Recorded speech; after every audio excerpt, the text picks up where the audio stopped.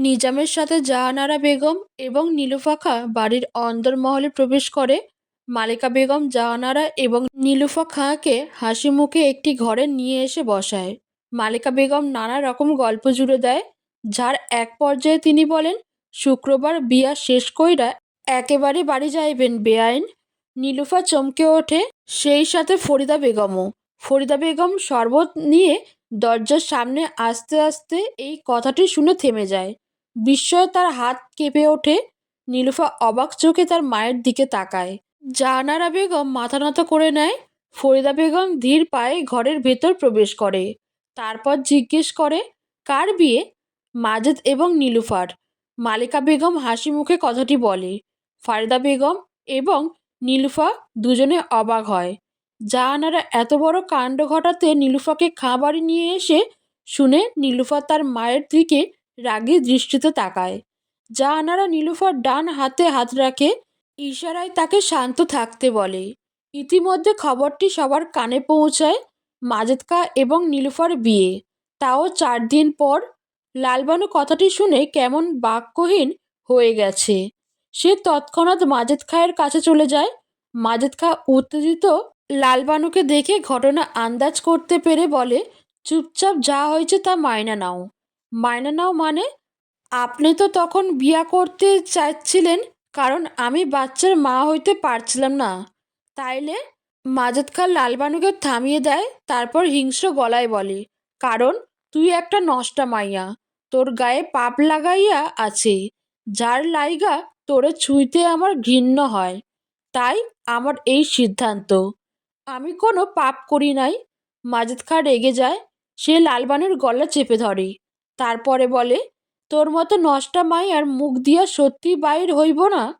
তয় একটা কথা কান খুইলা শুইনা রাখ, আমি নীলুফারে পছন্দ করি, তাই তারে বিয়া করব। মাজেদ খাঁ লালবানুর গলা ছেড়ে দেয়। লালবানু গলায় হাত দিয়ে হাঁপাতে থাকে। মাজেদ খাঁ পুনরায় বলে, তোর নষ্টামির কথা আমি সমাজরে বলতে পারবো না, তাই সমাজের কাছে আমার এই বিয়া এক অসহায় মাইয়াকে সাহায্য করা হিসাবে পরিচিত পাইব।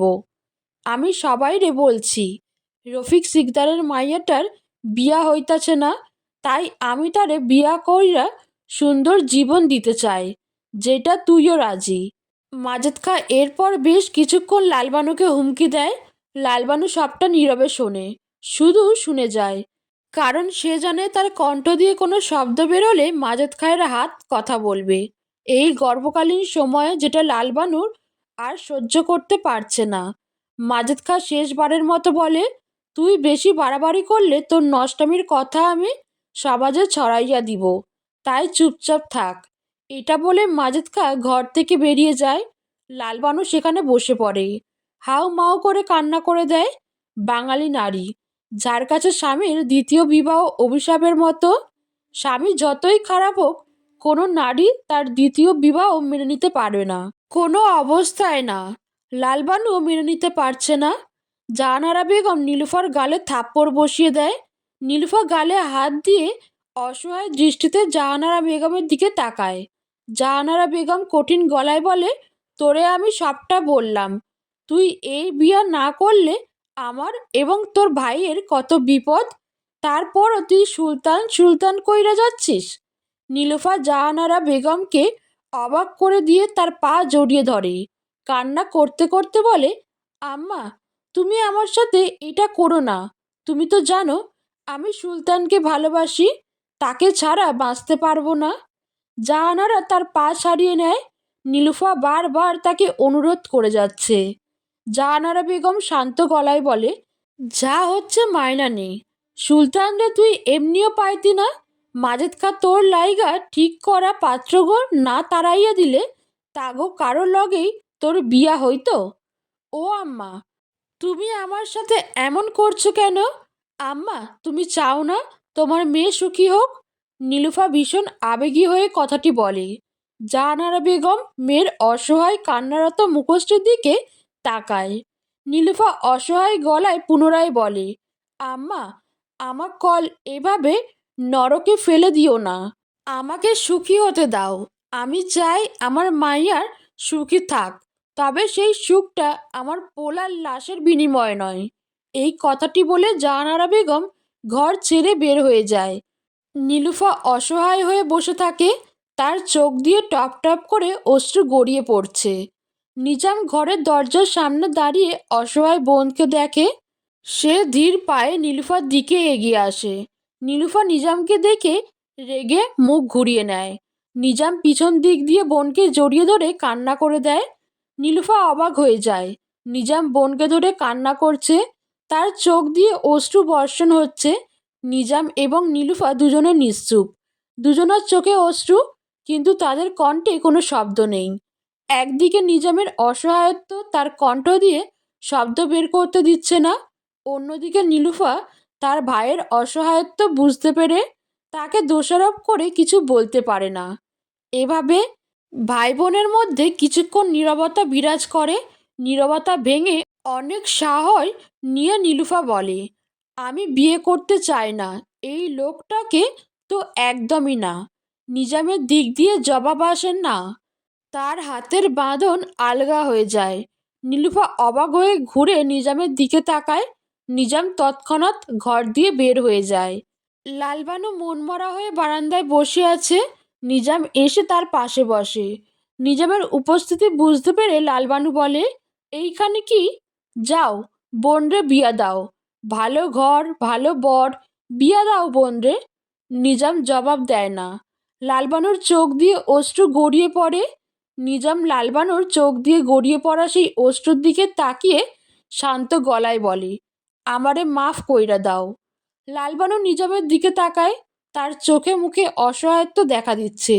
লালবানু বলে, তোমারে মাজেদ খা কি বইলা রাজি করাইছে? এই বিয়েটা কেন দিতেছ তুমি? লালবানু এবং নিজামের মধ্যে সম্পর্কটা ধীরে ধীরে গভীর হচ্ছে।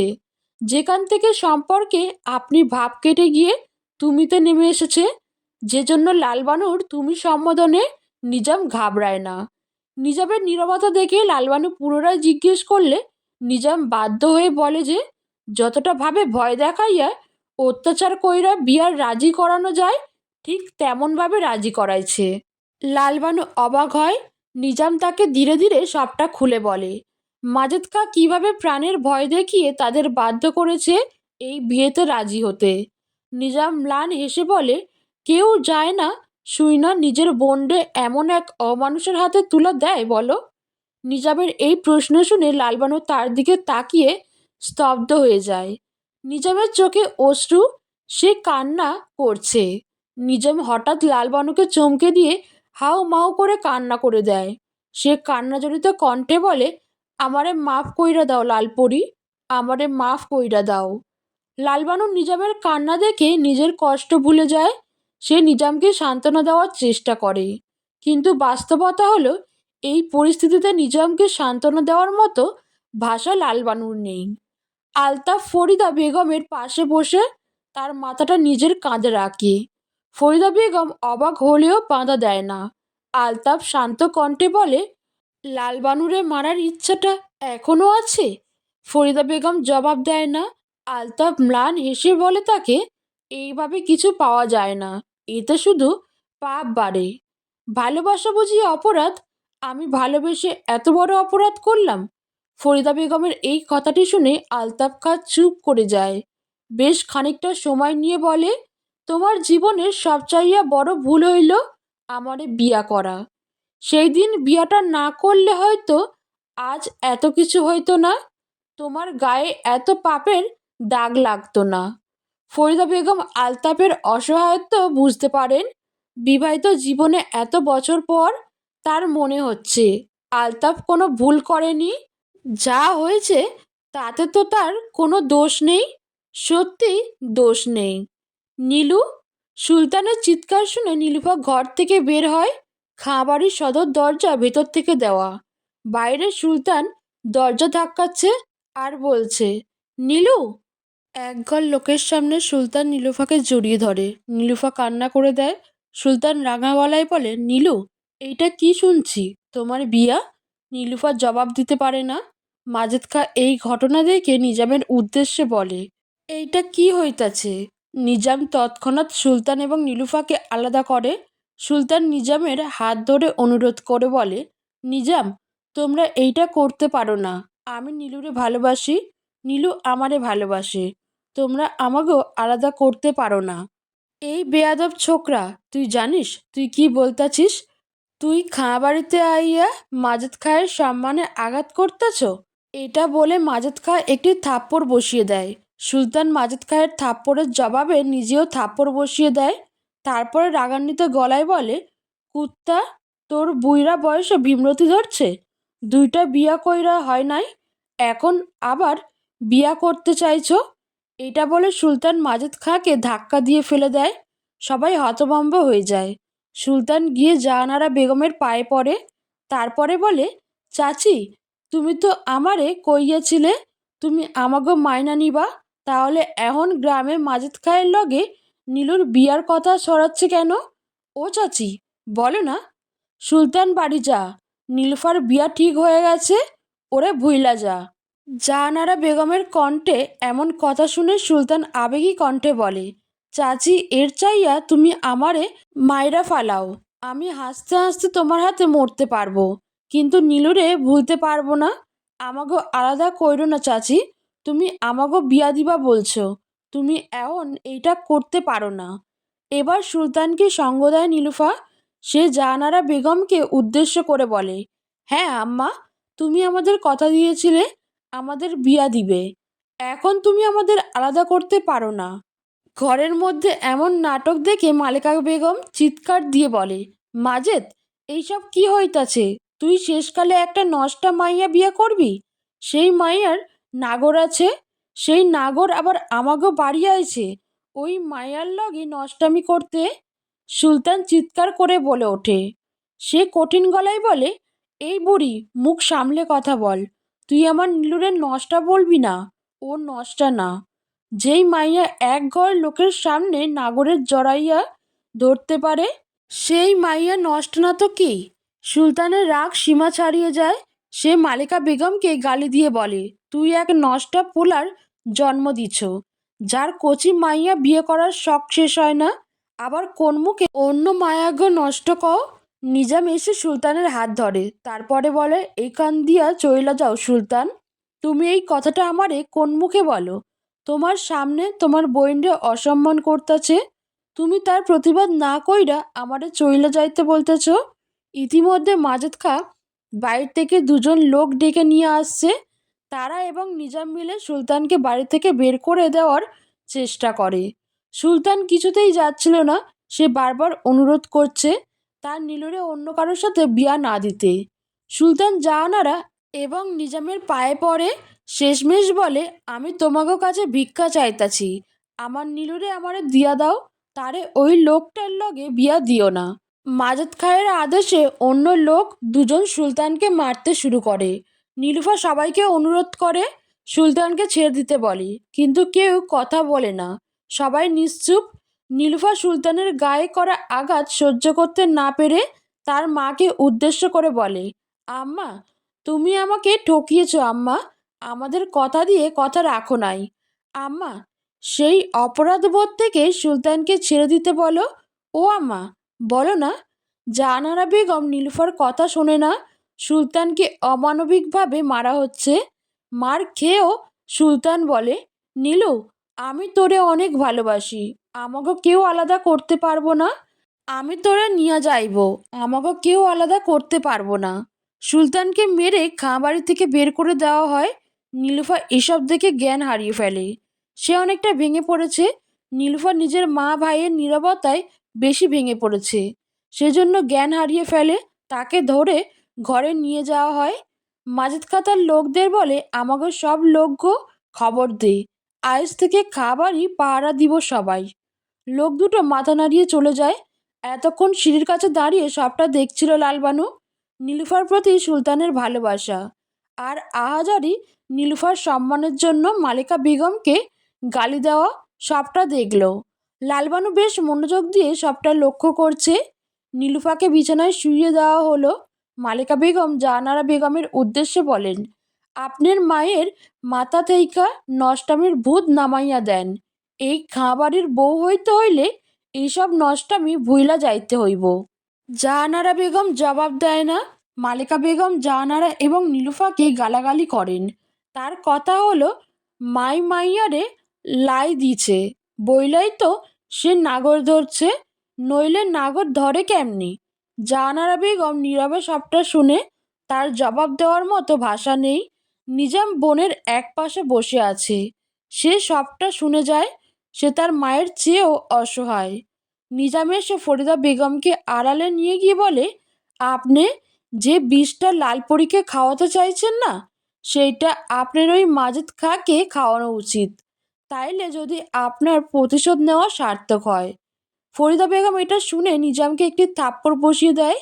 তারপরে বলে, নিজের বোনকে বিক্রি করে এখন আমাকে জ্ঞান দিতে আসছো? আমি আমার বোনরে বিক্রি করি নাই, আমি যা করছি তা বাধ্য হইয়া। আর আপনি যা করতে চাইছেন সেইটা বোকামি। কি বললি? আমি বোকা? আপনার কাজকর্ম তো সেটাই প্রমাণ করে। ফরিদা রেগে যায়। রেগে গিয়ে নিজামের গালে থাপ্পড় বসিয়ে দিতে যায়, কিন্তু নিজাম তা হতে দেয় না। সে ফরিদার হাত ধরে নেয়। তারপরে বলে, রাগটারে সেই জায়গায় দেখান যেইখানে দেখাইলে আপনার ভালো হইব। এটা বলে নিজাম চলে যায়। ফরিদা বেগম দ্বিধাদ্বন্দ্বে ভুগে, সেখানে ভাবনায় মগ্ন হয়ে যায়। সেই সময় লালবানু দরজার কাছে দাঁড়ানো ছিল। সে নিজামকে বের হয়ে যেতে দেখল, সেই সাথে তার শেষ কথাটি শুনছে। লালবানু ফরিদা বেগমকে উদ্দেশ্য করে বলে, ভাবি, আপনি কার উপর রাইগা আছেন আর কিসের জন্য রাগছেন? লালবানুর কণ্ঠ পেয়ে ফরিদা বেগম চমকে ওঠে। পরক্ষণে নিজেকে সামলে লালবানুকে একটি মিথ্যা বলে দেয়। লালবানু সেটা বিশ্বাস করে নেয়। ফরিদা বেগম মনে মনে হাসে, তারপরে বলে, তুমি সত্যিই বোকা, কিন্তু তোমার মতো বোকাকে মেরে আমি কি সত্যি আরও বোকা প্রমাণ করছি নিজেকে? লালবানু নীলুফার ঘরে এসে দেখে মেঝেতে খাবার পড়ে রয়েছে। নীলুফার চিৎকার করে বলে, আমি খাবার খাবো না। আমার সুলতান কেমন আছে সেটা না জেনে আমি মুখে কিছু তুলব না। জাহানারা বেগম নীলুফার গালে থাপ্পড় বসিয়ে দেয়। তারপরে বলে, আজ বাদে কাল বিয়া, তুই এখনও মুখে পরপুরুষের নাম নিচ্ছিস কেন? আমি এই বিয়ে করব না। যেই বিয়ে সুলতানকে আমার চোখে পরপুরুষ বানাবে, সে বিয়ে আমি করব না। জাহানারা বেগম পুনরায় নীলুফাকে মারে। নীলুফা তাতে ক্ষিপ্ত হয়ে বলে, আমি সুলতানকে ভালোবাসি, আমি তাকেই বিয়ে করব, আমি শুধু সুলতানকে চাই। নীলুফা নিজের মুখ দিয়ে বারবার এসব বলে যাচ্ছিল। জাহানারা তার মুখ চেপে ধরে। তোর জামাই শাশুড়ি এইসব শুনলে কি কইব? তুই একটু চুপ কর মা। কিন্তু নীলুফা চুপ করে না। লালবানু এসব দেখে তাদের সাথে কথা না বলে ঘর থেকে বের হয়ে যায়। লালবানু সদর দরজার কাছে আসতে বাইরে থেকে চিৎকার চেঁচামেচি শুনে চমকে যায়। সে আস্তে করে বের হয়। বাড়িটি যারা পাহারা দিচ্ছিল তাদের মধ্যে থেকে দুজনের গলা পাওয়া গেল। একজন বলছে, তোরা তো মায়েরেও হয় নাই, আবার আইছো। অন্যজন বলছে, এখন তোরে জন্মের শিক্ষা দিব। নীলুফা কাছে এসে দেখে সামনে সুলতান দাঁড়ানো। সে এবার লোক দুটোকে অনুরোধ করে বলে, আমারে একটু ভেতরে যাইতে দাও, নইলে নীলু মইরা যাইব। তোরে কইছে? একজন বিরক্ত হয়ে বলে। সেই সুলতানকে একটি থাপ্পড় দেয়। সুলতান বলে, হয়, নীলু কিচ্ছু খায় নাই, ওর নাকে মইরা যাইব, আমার দয়া কইরা একটু ভেতরে যাইতে দাও, আমি তার এই খাবারটা দিয়া চইলে যাব। সুলতান তার হাতে থাকা খাবারের প্যাকেটটি দেখায়। লোক দুজন সেটা কেড়ে নিয়ে ফেলে দেয়। তারপর সুলতানকে বকাবকি করে তাড়িয়ে দেয়। পরের বার আসলে মেরে ফেলবে এমন হুমকি দেয়। সুলতান খাবারটা তুলতে যায়। সেই সময় লালবানু গিয়ে খাবারটি তুলে নেয়। সুলতান এবং বাকিরা লালবানুকে দেখে অবাক হয়। মাজেদের লোক লালবানুকে বলে, ভাবি, আপনি এইখানে? আমার বাড়ি, আমি যেই সময়ে ইচ্ছা যেইখানে ইচ্ছা থাকমু, তাতে আপনাকে কোনো সমস্যা? জীবনের প্রথম বেশ অধিকার এবং সাহস নিয়ে লালবানু কথা বলল। তার কথাগুলো বলতে ভয় করল না। অন্যদিকে মাজেদার লোকরা না সূচক মাথা নাড়ালো। তারা সুলতানকে তাড়াতে আসে। লালবানু বলে, আমি তাড়াইয়া দিতাছি। লোক দুজন থেমে যায়। সুলতানকে একবার দেখে নিয়ে লালবানু বলে, এই বাড়িটার চারপাশে লোক পাহারা দিতেছে, এর ভেতরে যাওয়া আপনার পক্ষে সম্ভব না। সুলতান কিছু বলতে যাবে তাকে থামিয়ে দিয়ে লালবানু বলে, আপনার হইয়া আমি খাবারটা পৌঁছাইয়া দিব। সত্যি? সুলতান খুশি হয়। লালবানু এই প্রথম সুলতানের মলিন মুখের পরিবর্তে হাসি মুখ দেখল। লালবানু কিছুটা অবাক হয়ে বলে, আপনি কিভাবে জানলেন নীলুফা খায় নাই? আমি জানি, ভালোবাসলে সব জানা যায়। সুলতানের জবাব শুনে লালবানু ম্লান হাসে, তারপরে বলে সুলতানকে বিদায় দিয়ে ঘরের ভেতরে আসার জন্য পা বাড়ায়। তখন সুলতান বলে, আপনি আমাকেও এক করতে সাহায্য করবেন? লালবানু সুলতানের দিকে তাকায়। সুলতানের এমন কথা শুনে মাজাদের লোকরা তাকে পুনরায় আঘাত করে। লালবানু সুলতানের এই করুণ অবস্থা দেখে দীর্ঘশ্বাস ফেলে ভেতরে চলে আসে।